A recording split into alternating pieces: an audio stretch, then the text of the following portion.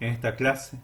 vamos a tratar sobre lo que desde mediados del siglo XIX se concebía como problema o cuestión indígena y que de una perspectiva crítica se lo ha reconceptualizado en términos de políticas indigenistas, distinguiéndolos de la política propiamente indígena, es decir, concretamente, las políticas de gobierno de los otros étnicos al interior del Estado Nacional y que siguiendo a Rodolfo Stavenhagen podemos clasificar en los términos de asimilación, exclusión y pluralismo. Es decir, como conversamos en el foro, con el fin de la colonia, el indígena deja de ser concebido como un sujeto gobernable para ser concebido entonces como un obstáculo para gobernar. El indígena deja de ser el objeto de una política pública, ya no hay derecho indígena sino problema indígena. El objeto pasa de ser el objeto positivo de una política pública en la sociedad colonial a ser un problema de gobierno en la sociedad nacional, con lo que se le niega al mismo tiempo su condición colonial de sujeto de derecho, sometido es verdad, pero aún así sujeto de derecho, así como también su pertenencia a una nación libre, no sometida, con la que los criollos habían establecido acuerdos durante las guerras de independencia o los primeros años de las nuevas repúblicas. Luego, en el proceso de conformación de los estados nacionales, el problema indígena se reduce al problema de las fronteras interiores, esto es, lo que en documentos de época se conoce como la guerra contra el indio. Así pues, en nuestro país, después de las campañas del desierto, miles de prisioneros, tribus enteras son desarraigadas y trasladadas a campos de concentración, como los de Balcheta, Martín García, Malargüe, Chichinales, Rincón del Medio, etc. Y de allí son repartidos, exceptuando ancianos y enfermos o inválidos que son condenados a morir en estos campos, como fuerza de trabajo gratuita a los ingenios y plantaciones de caña en Tucumán, Salta y Jujuy, y los obrajes y plantaciones de algodón en el Gran Chaco, aunque también a estancias y agroindustrias en otras provincias como Entre Ríos, Misiones o Buenos Aires, donde eran superexplotados, hacinados en barracas en las que morían de hambre y viruela, o bien enrolados por la fuerza en el ejército, y las mujeres y niños llevados por familias de la oligarquía terrateniente porteña o provinciana para el servicio doméstico. Tal era la verdadera naturaleza del proyecto civilizatorio nacional, en el que el exterminio, la diseminación, en términos de época, y la disolución del otro étnico en la categoría abstracta de ciudadano, esto es la antigua noción de crisol de razas, se constituyó como una política de Estado, como razón estatal del Estado-Nación argentino. Política de Estado que, por otro lado, el discurso científico ha legitimado para establecer la ficción ideológica de la nación blanca en el discurso histórico hegemónico y la historiografía oficial metrista. Comunidad nacional imaginada, por decirlo en los términos de Anderson, construida a partir del exterminio y el sometimiento de otras naciones étnicas y que ha pretendido disolver a las naciones vencidas en el Estado-Nación, de modo que la población se piensa a sí misma como una sociedad blanca o, al menos, como una sociedad no indígena. Distinta fue la situación en países en los que la población indígena era mayoritaria o muy significativa con respecto al total de la población, como en el caso de Bolivia, Perú, Ecuador, Guatemala o México, y en los que esta ficción resultaba inconcebible y que no pudieron sino pensarse como naciones mestizas. Pero volviendo sobre el caso de Argentina, tras el denominado proceso de organización nacional, y en cuya última etapa se inscriben la campaña del desierto y la campaña del Gran Chaco, y por último la ordenación del espacio nacional en gobernaciones y territorios nacionales, y llevado a cabo el segundo censo nacional en 1895, el primero había sido en 1866, tras la derrota de los caudillos y las montoneras del interior, la guerra contra el indio, que de hecho había comenzado en 1821 con Martín Rodríguez, deja lugar, a fines del siglo XIX y comienzo del siglo XX, a las primeras políticas indigenistas propiamente dichas, que supondrán, en su conjunto, políticas de segregación, políticas de asimilación y políticas de diversidad cultural, retomando los términos de Stavenhagen. Así, entre las primeras,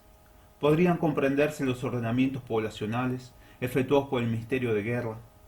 que establecerá las primeras localizaciones de grupos indígenas en colonias como Catriel, Puelches, Balcheta, Ancalao, Pañemil, etc. Luego, como primeros organismos específicos de asuntos indígenas en la estructura del Estado argentino, podemos citar la Dirección General de Territorios Nacionales de 1912, a cargo del, cito, trato con los indios y la superintendencia de las misiones y reducciones establecidas. Luego, la Comisión Honoraria de Reducciones de Indios de 1916,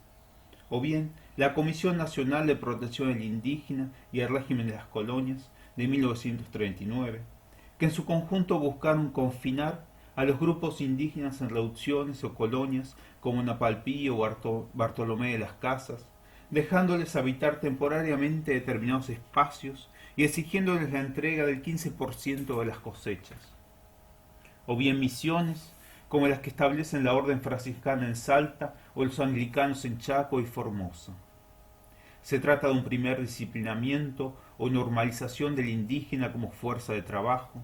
si bien no aún como trabajador asalariado, en vistas a su aprovechamiento en la producción agroindustrial, ingenios azucareros, plantaciones de algodón, yerbatales, tabacales, madereras, etc.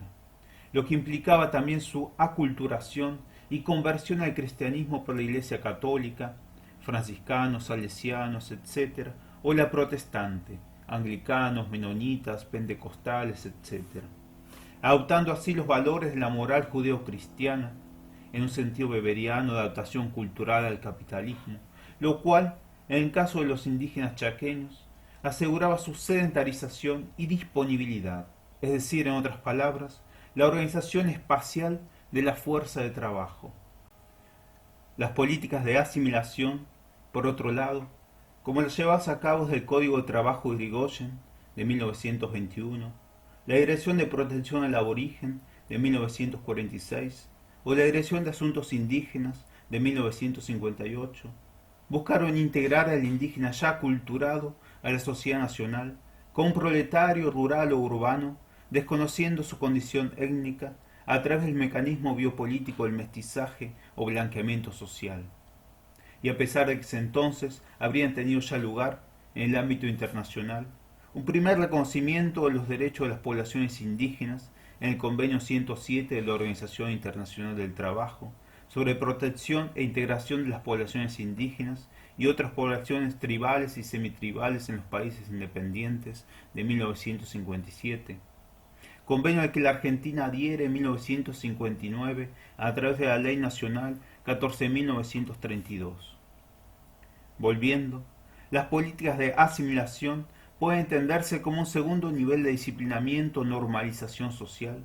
en la que el indígena es ya efectivamente asimilado a la sociedad civil en calidad de trabajador. Luego, alrededor de los 90, primero con la Ley Nacional 23.302 de 1985, la Ley de Política Indígena y Apoyo a las Comunidades Indígenas, en la que se crea el Instituto Nacional de Asuntos Indígenas, si bien entra en funciones recién en 1989, y luego con la Ley Nacional 24.071 de 1992, en la que se adhiera al Convenio 169 de la OIT, que finalmente se incorpora 2 años después a la Constitución Nacional con la reforma de 1994, artículo 75, inciso 17, tendrá lugar, en el marco del multiculturalismo y la ideología neoliberal, lo que podría entenderse en su conjunto como políticas de diversidad cultural o multiculturalismo, con lo que hay sí un reconocimiento jurídico de las comunidades indígenas y, en verdad, a causa de su propia lucha política y cultural, pero se las sigue pensando subordinadas al Estado-Nación y al sistema de derecho occidental. Si bien por primera vez el Estado reconoce el derecho a la propiedad comunitaria de las tierras, que hasta entonces habían sido concebidas solo en una propiedad, como observaba Eulogio Frites. Asimismo, se reglamentan entonces distintas leyes y artículos a través de las cuales las provincias reconocen a las comunidades y pueblos indígenas que habitan tradicionalmente en los espacios provinciales. Sin embargo, este reconocimiento ha sido más bien de índole cultural, como les decía. En nuestro país el indígena todavía no constituye un sujeto de derecho pleno. No se les han reconocido aún de forma efectiva ni sus derechos territoriales ni su autonomía política, sino que se los conserva, subrepresentándolos, a títulos de minoría étnica, con algunos derechos especiales al interior de la sociedad civil, sin que ello haya significado una reforma del Estado o del sistema jurídico establecido. Con lo que, como les decía, se abstraen los derechos indígenas, reduciéndolos a derechos culturales, esto que hablaba George Hale del proyecto cultural neoliberal del indio permitido.